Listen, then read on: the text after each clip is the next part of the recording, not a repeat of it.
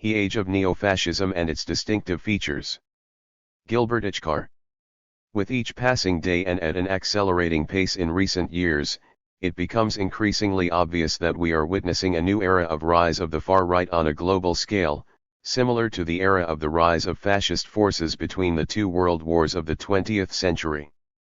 The label neo-fascism has been used to designate the contemporary far right, which adapted to our time, out of its awareness that repeating the same fascist pattern witnessed in the past century was no longer possible, in the sense that it was no longer acceptable to the majority of people. Neo-fascism claims to respect the basic rules of democracy instead of establishing a naked dictatorship as its predecessor did, even when it empties democracy of its content by eroding actual political freedoms to varying degrees, depending on the true level of popularity of each neo-fascist ruler and the balance of power between him and his opponents. There is today a wide range of degrees of neo-fascist tyranny, from near absolute in the case of Vladimir Putin to what still retains a space of political liberalism as in the cases of Donald Trump and Narendra Modi. Neo-fascism differs from traditional despotic or authoritarian regimes in that it is based, like last century's fascism, on an aggressive, militant mobilization of its popular base on an ideological basis similar to that which characterized its predecessor.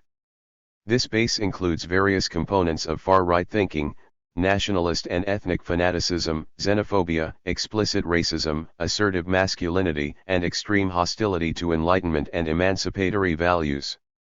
As for the differences between old and new fascism, the most important of them are, first, that neo-fascism does not rely on the paramilitary forces that characterized the old version, not in the sense that it is devoid of them, but it keeps them in a reserve role behind the scenes, when they are present, and, second, that neo-fascism does not claim to be socialist like its predecessor. Its program does not lead to the expansion of the state apparatus and its economic role but rather draws inspiration from neoliberal thinking in its call to reduce the economic role of the state in favor of private capital. However, necessity may make it go in the opposite direction, as is the case with Putin's regime under the pressure of the requirements of the war he launched against Ukraine. While 20th-century fascism grew in the context of the severe economic crisis that followed World War I and reached its peak with the Great Depression, neo-fascism grew in the context of the worsening crisis of neoliberalism, especially after the Great Recession that resulted from the financial crisis of 2007-08. Whereas past centuries fascism endorsed the national and ethnic hostilities that prevailed in the heart of the European continent, against the backdrop of the heinous racist practices that were occurring in the colonized countries, neo-fascism flourished on the dung of racist, xenophobic resentment against the rising waves of immigration that accompanied neoliberal globalization or resulted from the wars that the latter fueled, in parallel with the collapse of the rules of the international system. The United States played the key role in thwarting the development of a rules-based international system after the end of the Cold War, thus quickly plunging the world into a new Cold War. Neo-fascism may seem less dangerous than its predecessor because it is not based on paramilitary appearances and because nuclear deterrence makes a new world war unlikely. The truth, however, is that neo-fascism is more dangerous in some respects than the old. 20th-century fascism was based on a triangle of powers that did not have the objective ability to achieve its dream of world dominance, and was confronted by powers that were economically superior to it in addition to the Soviet Union and the global communist movement.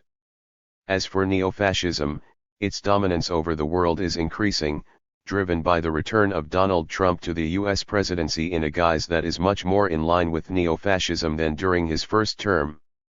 Thus, the world's greatest economic and military power is today the spearhead of neo-fascism, with which various governments in Russia, India, Israel, Argentina, Hungary, and other countries converge, while the possibility of neo-fascist parties coming to power in the major European countries looms on the horizon, not to mention smaller countries in Central and Eastern Europe in particular.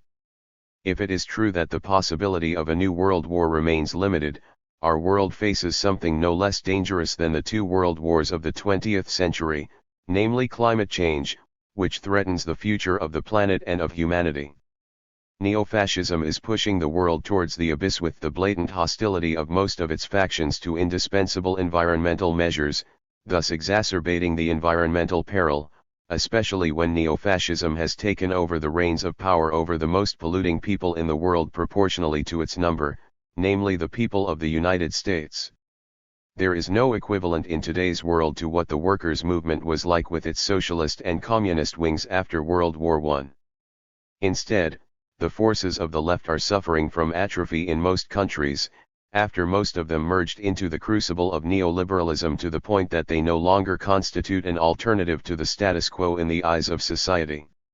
Or else, they are unable to adapt to the requirements of our era, reproducing the flaws of the 20th century's left that led to its historical bankruptcy.